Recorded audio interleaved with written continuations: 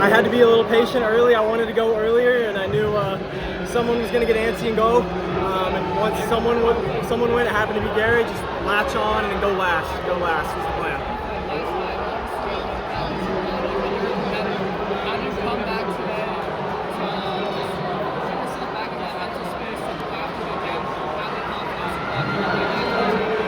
Yeah, I mean, I think coming back after yesterday, it's honestly easier for me to motivate myself to go again once you get beat.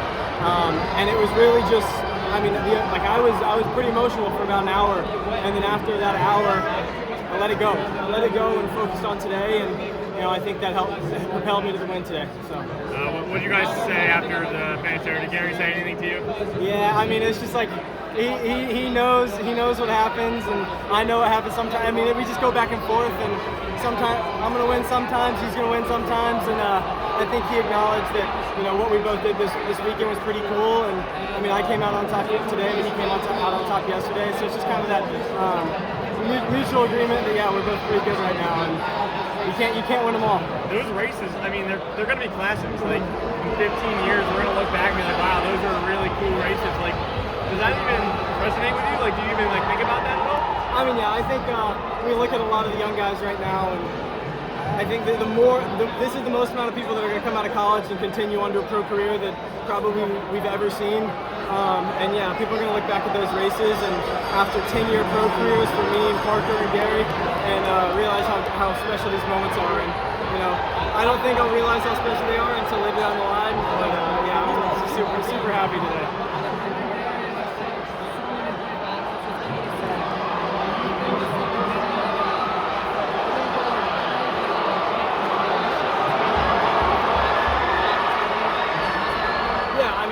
It's a rivalry, absolutely, but at the end of the day, it's competitorship, and we both respect each other and respect what we do on the track. And yeah, I mean, it's not going to go anywhere. So we're gonna race each other for many years down the line. Parker Wolf finished this season really strong, obviously on the podium there. Talk to me a little bit about how you two have navigated this season. I know you guys obviously haven't been in a ton of races with each other this year, but. Talk to me a little bit about Parker and how the adversity he's kind of faced. Yeah, I mean, for me, it's been a fantastic season. I haven't had any hiccups, and Parker's season was the complete opposite of mine. Take everything you saw with my season, and Parker had to deal with the complete opposite. And he's going to come out of this season being a little banged up, sick, better than ever. And so, yeah, I mean, I'm here and. You just kind of see what happens with our training and what we got going on when things do go well. And Parker sees that and knows that once he gets back to it, he's going to be just right back up there. And I'm not worried about him, and he's probably not worried about himself, and he knows how good he is. So we all know how good he is, and he'll be back. I got here a little late. What was the difference between tonight and last night?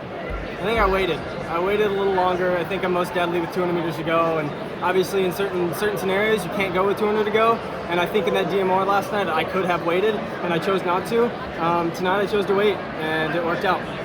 Did Milt tell you to do that? Because yes. I mean, it's like we've always talked about wait and go last. And to be honest, I did the exact opposite of everything we've ever talked about last night. I got a little antsy, maybe a little nervous. But then, I thought I could do it. It's something that I had thought about by myself, not talking with him. Like, hey, I might be strong enough to go with 450 to go, and I did it. Maybe I shouldn't have, but you live and you learn, and I think that's part of what made today so much better. It's kind of interesting because the 800 girl for UNC that won Paige, he gave her the opposite advice. Like, I want you up in the front. Well, Michaela's problem in the past has been she gets into traffic, and we know how strong and fast she is. So it's like. Go out front, get out in front of traffic. And she's strong. She's the strongest 800-meter runner in that field, and she just smoked this. She just smoked everybody. So I think different strengths between me and her, but her last 100 is also just as deadly as mine. She just needs to be out of traffic, and the 800 is so scrappy that I think the best way to get out of traffic is to go out hard. So Milt's pretty good at playing scenarios and figuring out what you need to do based on who's in the race. And the race plan for me today was to sit and wait, and the race plan for Michaela was to get out front. Yeah, it worked out for both of us.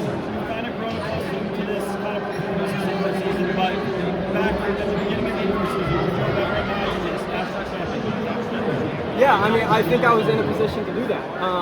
I think it took the Boston race for me to really realize that. But after that 3K, going wire to wire with Parker, and I consider him the best collegiate here. And to actually go in and beat him in that race gave me the confidence that I thought I could win something. So you're obviously really good at the 15 mile, but it almost feels like 3K is like the sweet spot. I think we talked earlier this season about how much you enjoy this event. So my question for you is like, are you gonna dabble in the 5K at all during the outdoor season, or are you gonna strictly jump down to the 15? Yeah, I'll run a 5K too. I mean, I think you put me in a tactical 5K, it's gonna be hard to get rid of me.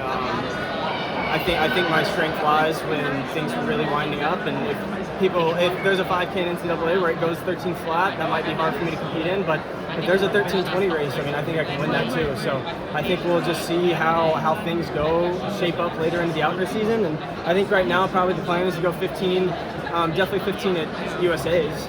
But the NCAA season, I'm up for whatever, because it's we can play around with it a little bit more and have some fun. Has your dad ever tried to get you to hold over the steeplechase? I mean, he liked the 3,000. How long he had to do a jump over the water?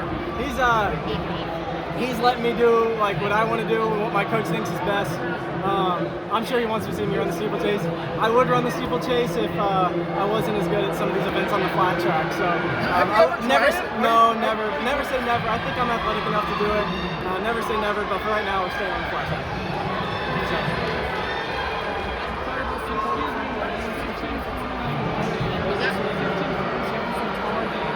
So these are our singlets. We had it.